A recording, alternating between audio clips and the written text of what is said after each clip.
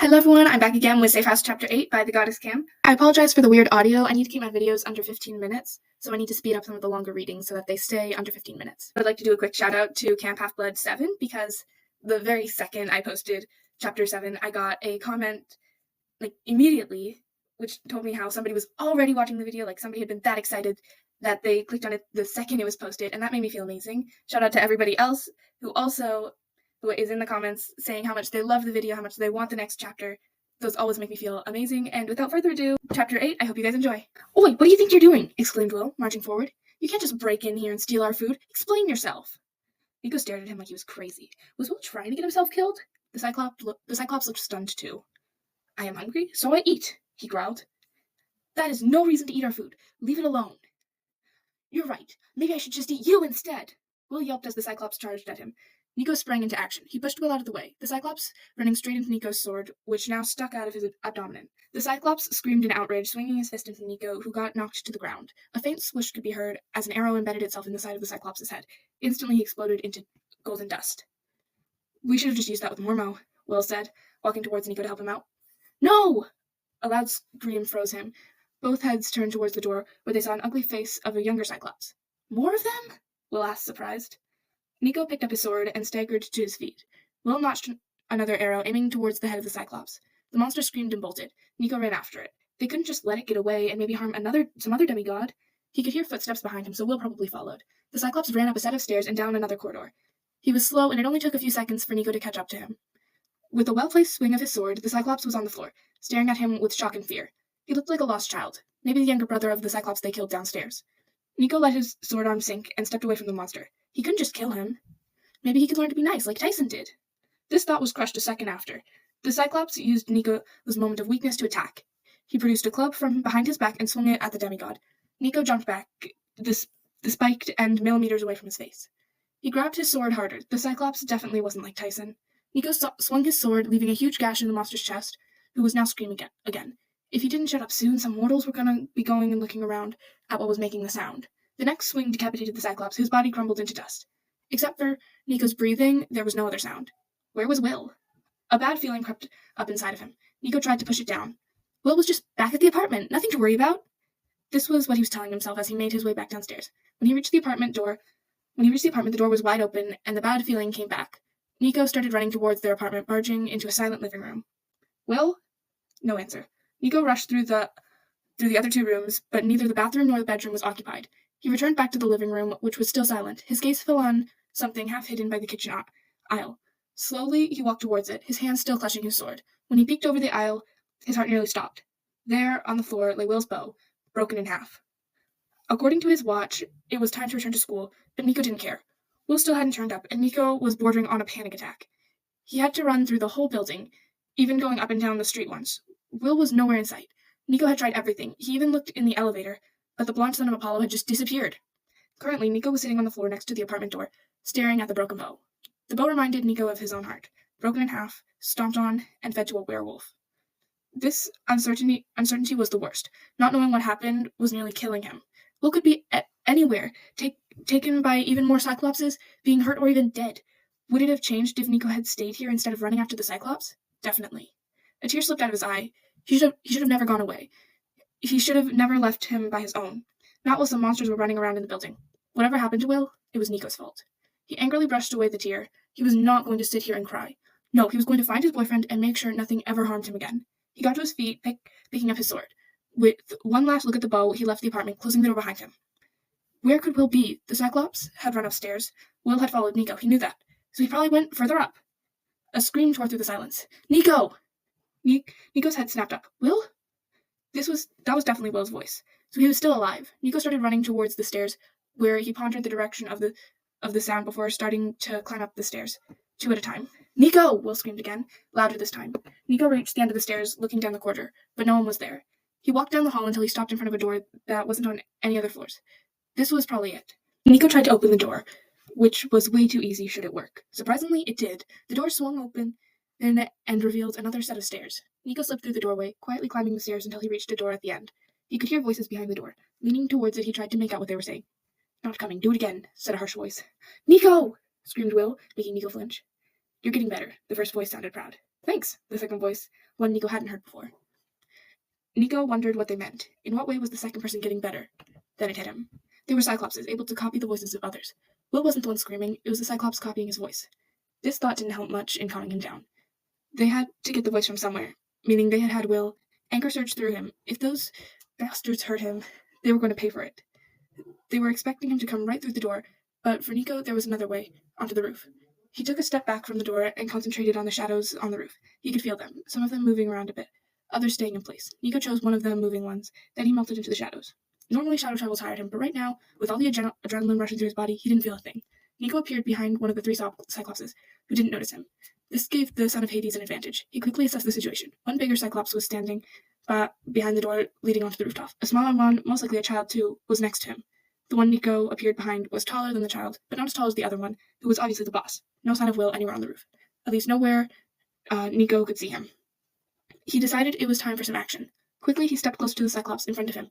He cut through his kneecaps, making him fall with a grunt.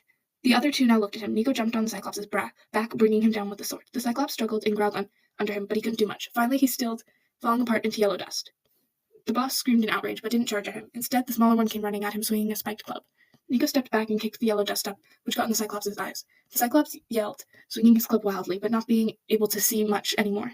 Not that he was ever able to see much to begin with. Nico ducked under one of the swings, trying to get near enough to harm the monster, but the wild swings with the club made it almost impossible. Nico ducked another one and finally saw an opening. With his sword, he swung at the monster's side, which the monster tried to protect with his club. The Cyclops had to hold it, strangely loosening the grip a bit. Nico used that to kick the offending piece of wood out of the monster's hands. "My club!" he cried. After that, it was a piece of cake to take him out. Panting heavily, Nico turned to the last one, who was now glaring at the demigod. "You killed my whole family!" he yelled. "You will pay for that."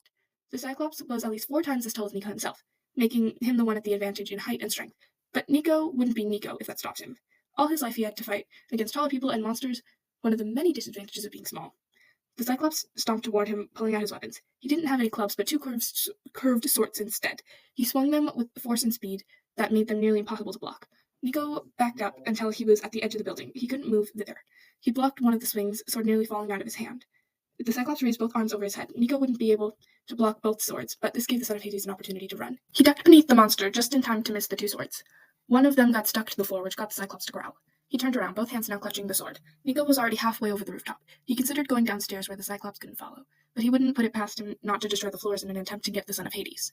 So, he ducked behind the little house in which the stairs were. He was slowly getting tired, and he needed a better plan. This was promptly thrown out the window when he crashed into a human body. Or half-human. Will was sitting there, hands bound behind his back and a gag in his mouth. He was fiddling with his dagger, trying to cut through the bonds. Except for a bleeding cut on his temple, he was unharmed. The next thing Nico knew, he had his arms wrapped around his boyfriend, muttering something that sounded like, "Thank the gods you're okay." Will mumbled something in response. "Oh yeah, you're right." Nico quickly removed the gag and cut through the bonds with his sword. Come out, wherever you are," the Cyclops called, using Will's voice. The monster didn't seem too bright, considering there was only one hiding place on the whole roof. "Do I really sound like that?" Will asked, looking disgusted. Nico gave him a look like, "Not now." He stumbled to his feet again, peeking around the corner. The Cyclops stood about a meter behind the little house, raising the club of his fallen buddy. Uh-oh. Nico quickly pulled Will back on the floor, back pressing against the wall. The club slammed into the house, sending it crashing down, bits of stone flying around. Will and Nico got buried under a pile of stone. "Huh?" The monster made a confused sound at not seeing either of the demigods. "Nico," Will whispered, poking him between the eyes. Slowly, Nico blinked, trying to get the dust out of his eyes and open them. One of the stone plates was pressing painfully into his sides, and a trickle of blood was running into his left eye. My foot is hanging over the edge. You think we could get down there?" Will continued.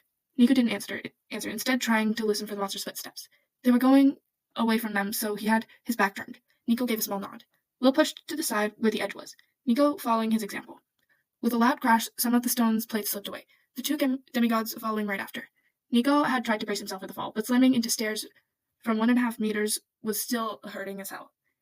It was a wonder he didn't land on his head. As if he jinxed it, a small stone landed on his head, nearly knocking him out. Will was getting back up on his feet. The Cyclops came down, stomping towards them. But Nico couldn't bear to move. His head hurt, his wrist felt like it was broken, and he was sore all over. "Nico, get up!" hissed Will. A pair of hands grabbed him, moving him into sitting position. Nico groaned in response. A piece of ambrosia was shoved into his mouth and cleared his head a bit. It didn't take away any of the pain, though. Nico searched around for his sword, which was laying only a few steps away. He grabbed it, just in time for the Cyclops' head to appear over them. Nico did the first thing that came to mind. He shoved the sword upwards, straight into the monster's eye. The Cyclops screamed and disappeared. They could still hear him wailing, though. Will scrambled up the stairs, moving piles of stone out of the way. Nico followed more slowly. When he finally reached the top, Will was swinging his dagger wildly.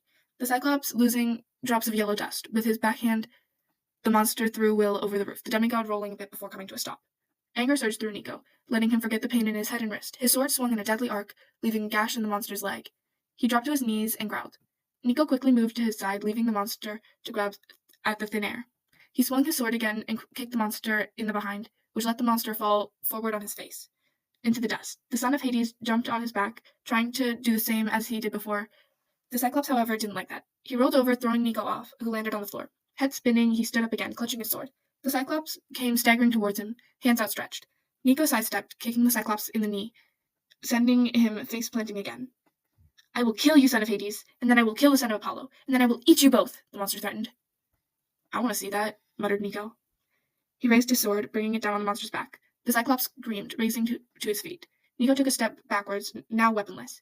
Yelling threats and growling a lot, the Cyclops pulled the sword out and threw it over the edge of the roof. Well, that was just fantastic. They could hear it crashing into the bins next to the street. The Cyclops started sniffing around and then turned into the direction of the demigods. Nico took a few more steps backwards when the Cyclops started walking towards him. You will die now, he growled. As soon as he finished that sentence, he fell forward, a bronze dagger sticking out of the back of his head. The Cyclops gurgled something unintelligible before falling apart.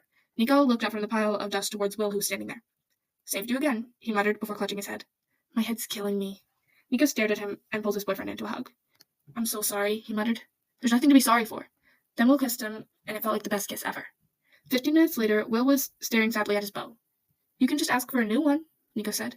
Will shrugged, but didn't take his eyes off the remnants of his bow. In that moment, an Irish message shimmered in front of them. On the other side, Charon stood, the counselors behind him, including Jason and Piper, which was strange. Charon's smile turned into a frown as soon as he laid eyes on the two demigods in Chicago. Some of the counselors were staring at them shocked. Nico couldn't blame them. The two of them were covered in bruises, scratches, and gray and yellow dust. And some of the gashes were still bleeding. Also, both of them had a major headache, not that the counselors could see that. Oh, hi there, Will said, waving his hand a bit. Nico was still looking at Jason and Piper. What are you doing there? Canada was too cold for you? Jason snorted but shook his head. Canada's really nice, but the monsters there aren't. Why are you calling? Asked Will. Can I have a new bow? That reminds me, my sword is still in the bins. All eyes turned to Nico, looking at him weirdly. What? He snapped. Nothing. It's just strange. Why is it there? Will asked. You were really out of it, weren't you? Well, sorry for being knocked unconscious. Whatever, I'm gonna get my sword. Nico shadow traveled to the bins, recovering his sword, and appeared back next to Will in a matter of 3 seconds. Now he was swaying on his feet and yawned. Do we have an energy drink or something? No, we don't have anything because that Cyclops ate it all. That wasn't my fault. Boys, calm down, said Charon. They turned back towards the Irish message. What has gotten into you? Your stupid balls! Will yelled, blushing bright red after. That came out wrong. Ew. Made Nico and some of the other campers snicker. Charon instead looking thoughtful. Maybe you should come back to camp. No way, we're totally fine. Yeah, we can handle the monsters. And the not available patients. They nodded simultaneously. But because seriously, this life was way too good to stop now. Even if some parts of the last 2 days were really awful, it was still the best 2 days they'd had in a long time. Charon raised an eyebrow. You're certain? They nodded. You look like you just lost a wrestling match with a bunch of Cyclopses, Jason piped up. We didn't lose! Piper chuckled at Jason's horrified look. So you just fought some Cyclopses? Charon asked. Nico nodded. Nothing major. Just a family who wanted revenge on Hades. Nico looked at Will, surprised. He would have to ask him about that later. So what happened until now? Do you need help with anything? Charon asked now. Well, we met a cloud nymph posing as a teacher, a monster named Mormo, a boy who's friends with the daughter of Aphrodite, and got lost in the woods. Not to forget all the different people who go to school. Is it normal for mortals to behave that way? The centaur just nodded his head. Will looked at Nico. Anything else? Well, there was a lot of stuff that had happened, but Nico wasn't exactly willing to share that with the others, so he shook his head. Okay then, we'll contact you in a few days again. Charon swiped his hand through the the rainbow mist disappearing. That was Safe House, Chapter 8 by the Goddess Kim. Don't forget to like, share to all of your friends who are also Percy Jackson and Solangelo fans, and subscribe so that you don't miss the next chapter and you get to know what happens next. I hope you have a great day and I hope you enjoyed. Goodbye.